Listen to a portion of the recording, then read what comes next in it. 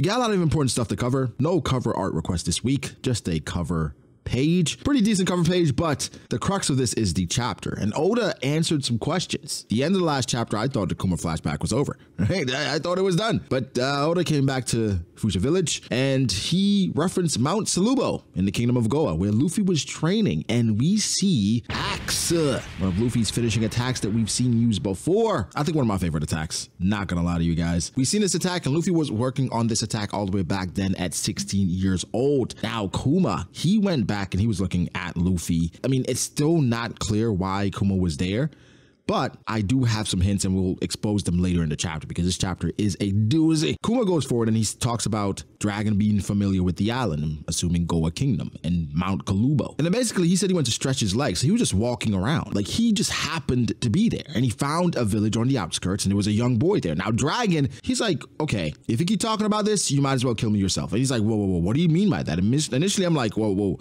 is he making Dragon upset? Is Kuma and Dragon gonna have to fight? He's like, no, a child is their parents' weak spot, which means the more you talk about this, the more people are going to know that Luffy's my son, and that puts him at risk, which puts me at risk because I'm the Revolutionary Army captain, but I will give up anything for my child, which, like I talked about last week, guys, would give up anything for Bonnie, like Dragon would for Luffy. And that's just what it is. A child is their parents' weak spot. So it's somewhat echoing the message because literally Kuma understands more than anyone a child being their parents' weak spot. And so I really loved this moment. All the Dragon stocks I told you guys to buy last week, the stocks are already going up because people are like, oh, well, Dragon cares about Luffy. He must be a good person. Yeah, that's kind of what the story's been telling us, guys. Absolutely love this moment. Dragon is showing some humanity, which this is rare. Again, for his position, he has to be as stoic as possible. Kuma just immediately says, yo, I'll forget what I saw. I didn't see nothing. What were we talking about? But this is really cool because it's adding context to Dragon and who he is as a character. No matter what, he cares about Luffy. Again, after Luffy set sail and we saw him in chapter 100, he saved Luffy and he also said, hey, a pirate, that's okay too, which he doesn't have a problem with Luffy being a pirate as long as he's being free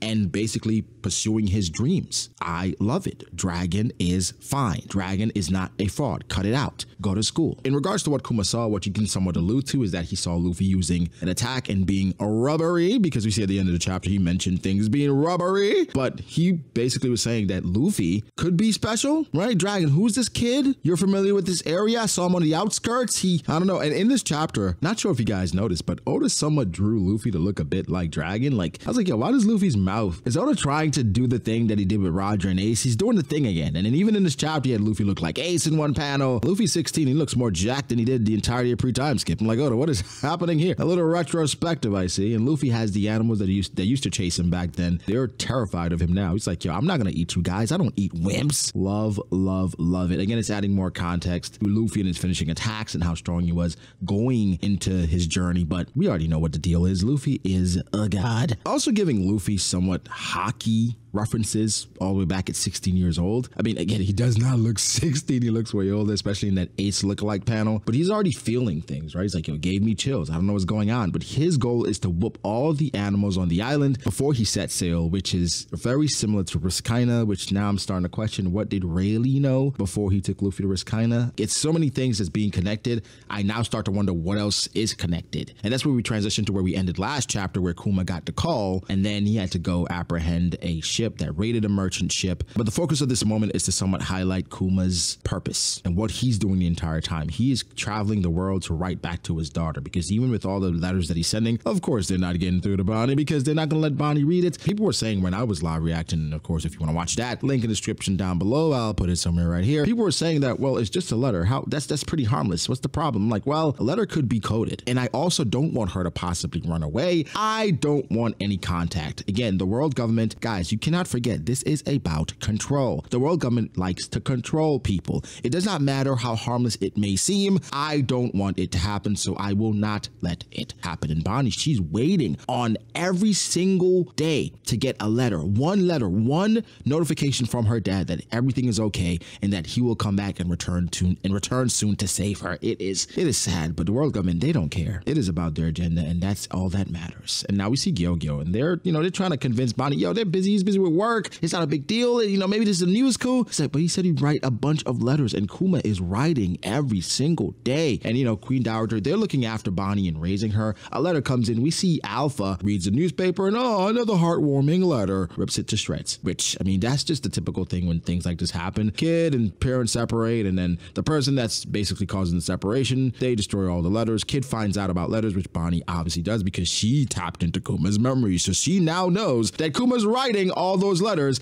that was being destroyed. The goal is to somewhat stall until Kuma is 100% converted, but people are starting to pick up on it, specifically Queen Dowager, because she noticed things. And it was suspicious when Bonnie was hidden after she was fighting against Gyogyo because she's trying to spar, which means she's low-key training, but they hit it as soon as she walked in. And then it's like, yo, why are we hiding her abilities? And well, basically they're hiding her abilities because, well, a talented hawk hides its claws. Well, not necessarily, because Queen Dowager, she just wants to be certain of things. And then when they were feeding Bonnie the placebo, I'm like, okay, they're just buying time here because they can't actually tell her everything that's going on, and she doesn't actually know that she's already cured. So, you know, we jump back to Vegapunk, and Vegapunk, he's already cut his head off, and at this point, he is working on the holographic stuff. And Stussy's quote, it actually made me think about stuff because Stussy says, Kuma, I heard you're going to lose your sense of individuality. And she also says, I wonder which of us has the most checkered fate, the human that lacks free will or the clone that doesn't. I mean, that is an interesting perspective. It's just two somewhat opposite ends of the spectrum where you have one person that's obviously a clone that has, you obviously have a clone that has the free will to do whatever, has the autonomy to do that. And you have the human that is now, the free will is being removed. Checkered fate, I mean, Stussy,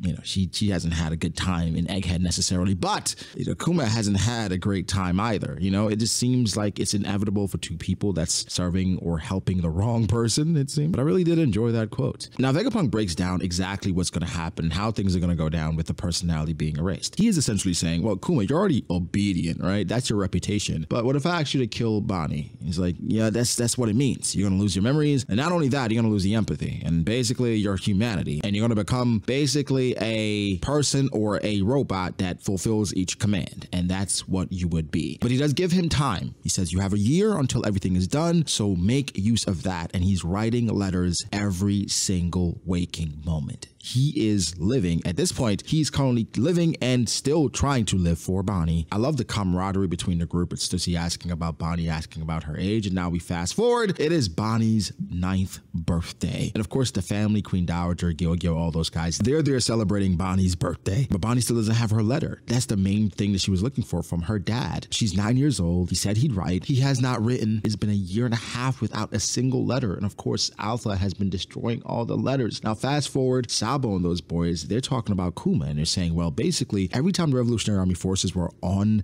the brink or about to be eradicated, Kuma swooped in and saved them and left without saying a word. Of course, because Kuma, he's kind of under certain circumstances, but he's trying to do his best to make the world a better place before he, for all intents and purposes, he forgets himself, which is why that language was super coded by Saturn when he talked to Vegapunk. It was like, Vegapunk, you forget yourself, because that's essentially what Kuma is about to do. Saturn is a but Dragon is basically telling them, yo, don't worry about it. Kuma has his reasons. You can't trip. That, like, it is what it is. Now, we go back to Bonnie, and Bonnie, she doesn't see the stones anymore in her cheek. She's like, yo, I'm healed. I can just go outside. And Alpha, she's trying to stop it. And they're like, yo, what's going on? Vegapunk said, after a year, I will be fine. That was a year ago. What are you talking about? And the Queen Dowager Connie, she picked up on it because apparently the agents were out drinking, having a good time. Then they exposed that, well, they were secret government agents, which they have a big mouth. And, you know, that's plausible. Not too crazy. But the Queen Dowager Connie, big W's for her, because after finding out about that, she has now concocted a plan to get young Bonnie out of there. Now they're like, yo, why would you want to keep a perfectly healthy young girl trapped inside for 6 months? Well, you know why, but they're trying to figure out the reason. And she also finds it hard to believe Kuma would not send a single letter. And Bonnie's like, yeah, of course you send a letter. I mean, for me, I try to be optimistic, but sometimes I can be a pessimist because I would be like, yo, is daddy dead? Like, what's going on? Shout out to the Queen Dowager because she figured out a way to get Bonnie off the island. Of course, Bonnie can transform into to her, and she basically took her hat and she left the island. And this is basically the start of Bonnie's crew. This is where her crew begins. She can finally walk under the sun. You know, it's a miracle considering where she came from and what was on the brink of happening. Now she goes to the ship, and the ship, they made it look like pizza. Someone looked like Big Moms, right? It's really cool. But Alpha finds out because Queen Dowager, she dresses up like Bonnie, and she obviously isn't Bonnie. She blitzes to where the ship is, using Rokushiki, Soru, and she can't defeat Bonnie. She can't kill Bonnie, but she can eliminate any of the accomplices. And we go to the flashback, and Bonnie is now asking Kuma, hey, what does Nika look like? And of course, in the meantime, she uses distorted future, and Bonnie said his body was all rubbery. That's what Kuma says to her, and there was no limit to what he could do in a fight. And Bonnie, all Bonnie says, distorted future,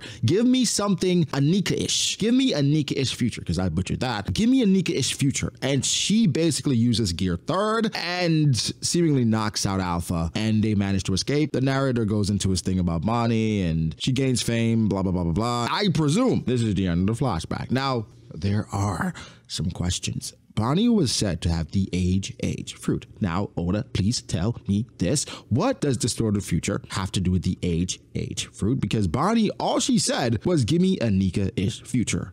What? So now more than ever, I'm starting to believe that imagination is the core of One Piece, and that is the driving factor behind Devil Fruits, and that will continue to be that way, and Devil Fruits will undergo a change going forward. Now, this change could be minor, could be major, but it's going to be a stark difference in how we view Devil Fruits or perceive them, because Oda is removing the shackles, I would say, and giving us an exact image or idea of what he was going for when he thought about Devil Fruits. Bonnie, again, has the age fruit. She's able to somewhat create a moment in which she can use Gear Third. Now, it's not exactly Gear Third, but it's mimicking the powers.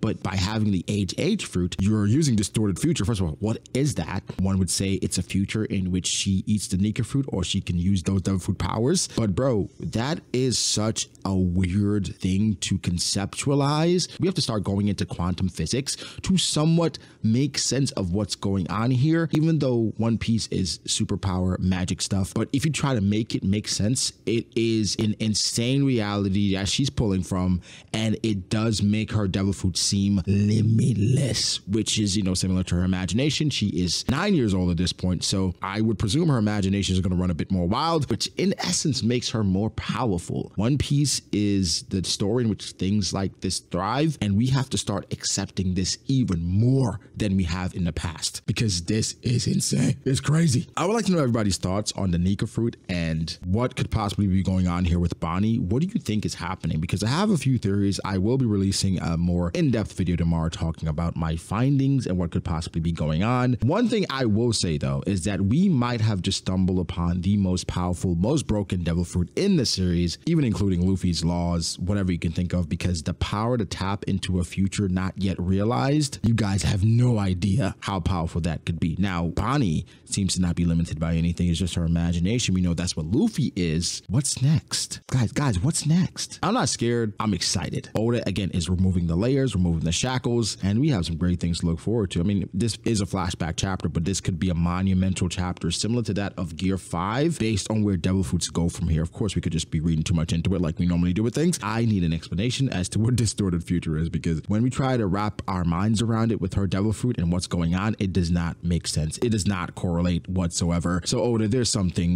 other things at play here, and I demand an explanation. I need to know what is going on, because if I don't know what I'm going to be able to do. We're on a break next week, so that's something that we have to look forward to and prepare for. But guys, I got you.